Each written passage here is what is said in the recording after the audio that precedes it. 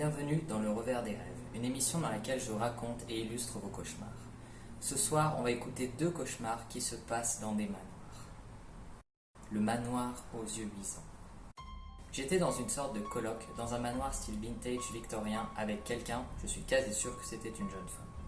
En faisant une attraction dans ce même manoir, j'ai rencontré un fou furieux qui essayait par tous les moyens de m'atteindre et de me tuer. Mais il est mort avant d'y arriver. Par la suite, une entité me suivait par les fenêtres. C'était une sorte de forme brumeuse, ombreuse canine, et tout ce qu'on apercevait d'elle, c'était ses petits yeux blancs bien luisants, et parfois ses dents, un peu dans le style des Smilers dans les backrooms.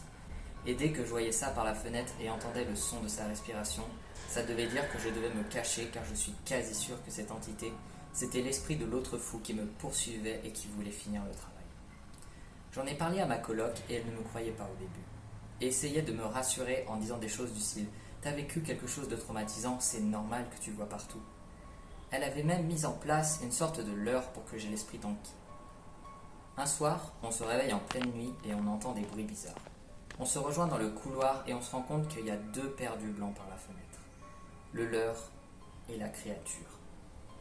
Ma coloc n'a pas eu d'autre choix que de me croire et à partir de ce moment, elle me dit d'un ton décisif « Prends tes affaires, on se casse d'ici ». On se met à courir à toute vitesse dans nos chambres.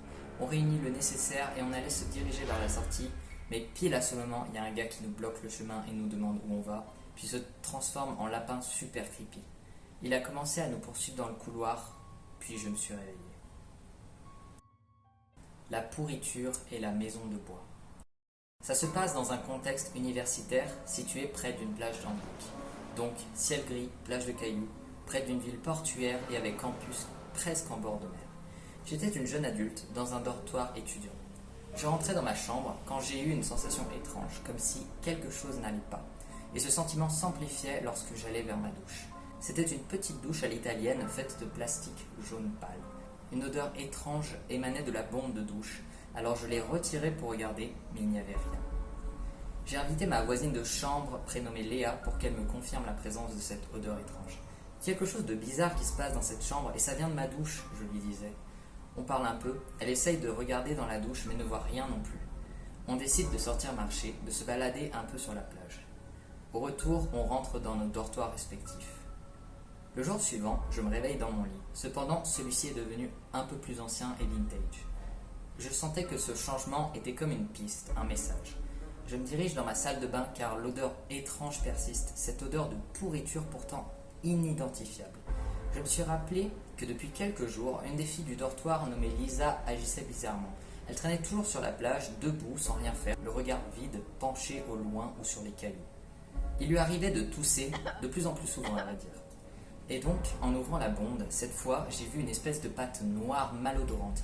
Alors je me suis dépêché vers la plage comme si j'avais lié les 2 événements. J'ai crié « Lisa, Lisa !» Léa qui était m'a répondu « Oui, quoi ?» Je lui ai répondu « Ah, désolé, je t'appelais pas, j'appelais Lisa. Tu sais, la fille qui est toujours sur la plage. » Elle m'a dit « Ah, ok, je viens la chercher avec toi alors. » On a continué à l'appeler jusqu'à l'entrée de la plage située près du port et c'est ici qu'on l'a enfin aperçue. Elle était très pâle, elle avait l'air vraiment malade. Alors on est allé la voir et on lui a dit « Lisa, est-ce que ça va? Est-ce que tout va bien? On a l'impression que ça va pas terrible. » Elle nous a même pas regardé en répondant, comme si elle était possédée ou paralysée par la douleur et par la peur. La pourriture, je la sens à l'intérieur de moi. Je me suis rendu compte qu'effectivement, la même odeur que celle de ma salle de bain émanait de sa bouche. Soudainement, on a vu son ventre grossir jusqu'à qu'il dépasse de son manteau. Sa peau paraissait fine, lisse, presque translucide, et on y distinguait des objets en forme de haricots, comme si son corps avait été infecté. Alors avec Léa, on a planté nos doigts dans sa chair et avons ouvert son ventre en 2 en tirant, laissant s'échapper les haricots sur les cailloux. Ils étaient tous soit verts soit rouges et ne contenaient rien de spécial, et d'une manière inconnue, on savait toutes les 2 qu'on devait chercher le haricot source. À force de remuer, Léa l'a trouvé. Il était violet clair et avait des taches noires comme s'il était pourri. Elle l'ouvrit en 2 et il était rempli de la fameuse pourriture. La même pourriture à l'odeur fétide mais pourtant innommable, comme si cette matière venait d'un autre monde. L'aventure s'est brutalement coupée pour passer à une histoire drastiquement différente. On pourrait penser alors qu'il s'agit du début d'un autre rêve, mais c'est pas le cas, et je dirai pourquoi à la fin. Ce rêve se passe en point de vue externe, contrairement à l'autre, qui était immersif, à la première personne la plupart du temps. Dans un lit ancien qui rappelle le design de celui du premier, deux jeunes adultes se réveillent et ces visages sont familiers. Ce sont ceux de Justin Foley et Zach Dempsey de la série 13 Reasons Why. Ils sont en colocation dans ce lieu étroit qui ressemble à un grenier, pourtant très bien aménagé malgré l'ancienneté de tout ce qui décorait la pièce. Ils ne se sentaient pas à l'aise dans ce lieu en ayant l'impression que quelque chose a changé pendant qu'ils dormaient. Ils se décident à inspecter chaque recoin de cet endroit en quête d'un indice, quoi que ce soit d'anormal. Ils ont l'air d'avoir remarqué quelques détails, mais impossible de les partager aux spectateurs.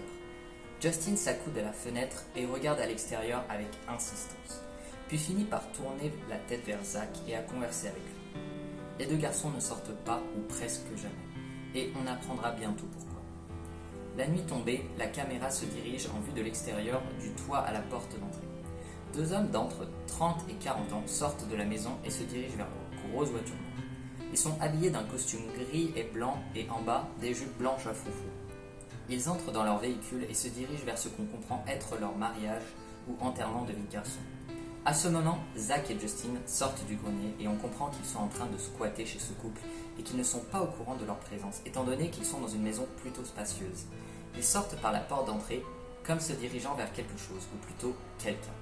Ce quelqu'un, c'est un jeune homme blond de leur âge qu'ils avaient remarqué depuis un moment, car le soir, il se baladait souvent dans le voisinage, et plus particulièrement, il s'arrêtait devant la maison de manière récurrente et l'observait avec un air grave. Justin est resté devant le palier de la porte, mais Zach a foncé sur lui, au point de le plaquer au sol. Il l'attrape par le col de sa chemise et lui hurle « Qu'est-ce que tu fais devant la maison? Tu nous observes? Tu veux nous balancer, c'est ça? Hein? Avoue-le » Il le secoue, puis regarde sa chemise. Un sigle de mauvais augure est brodé sur la poche droite.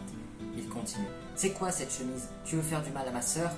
À ce moment, c'est légitime d'être confus. Il manque une grosse partie du contexte et elle ne sera jamais dévoilée.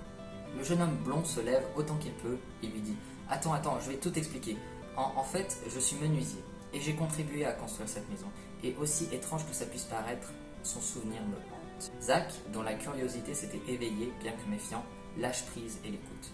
Un flashback se déclenche pendant qu'il raconte son vécu dans la maison. J'ai construit ces fondations, chaque poutre, chaque recoin. Pourtant, avec le temps, je commençais à observer des éléments qui n'étaient pas censés être là. Que j'étais sûr de ne jamais avoir construit et que les autres ouvriers étaient sûrs de ne jamais avoir peint. On le voit désormais dans le grenier. Il continue. La maison était finie et pourtant, sur le rebord de la cheminée, il y avait un épais tas de poussière mélangée à des copeaux. On pourrait se dire que c'est normal, mais je savais que ça ne l'était pas. J'ai soufflé dessus et en même temps que la poussière se dispersait autour de moi, j'ai entendu un souffle glacial. Il s'était ensuite penché pour observer les plaintes de la pièce, et on ne voit pas ce qu'il voit, mais ça lui avait fait tellement peur qu'il avait reculé et qu'il s'était enfui. Un fondu enchaîné nous révèle les trois jeunes hommes au présent dans la pièce, s'approchant timidement du mur. Au fur et à mesure qu'ils s'approchent, on voit enfin nous aussi ce qu'ils regardent. C'est une peinture. Sur le carré en bois d'une grosse plinthe, la caméra s'approche et la peinture remplit l'écran. C'est la peinture d'un serpent et d'un éléphant gris, avec un fond de nature en pointillisme. Soudain, le serpent se met à bouger. Il sillonne l'herbe en ondulant et bondit sur l'éléphant, l'engloutissant complètement. Maintenant que j'ai fini de raconter, il est temps de révéler pourquoi je disais que ces cauchemars sont les mêmes. Premièrement, la transition des décors entre le premier et le second avec le lit notamment est palpable. Ce sont pratiquement les mêmes. Il y a un détail que je ne vous ai pas dit cependant. Vous vous souvenez, à la fin du campus, j'ai dit que l'histoire s'était brutalement coupée. C'était pas entièrement vrai. En fait, l'épisode était fini et la personne a cliqué sur l'épisode suivant. Oui, c'était une série dans un rêve, regardée par quelqu'un sur son canapé comme une mise en abîme. C'est la fin de ce deuxième épisode du Revers, j'aimerais en faire davantage car j'adore faire ça. Alors n'hésitez pas à venir me partager vos rêves, que ce soit en message privé ou dans les commentaires YouTube, des cauchemars ou juste des rêves bizarres qui vous ont particulièrement marqué, afin que je les raconte, que je les illustre et que de manière générale j'en parle ici. À la prochaine.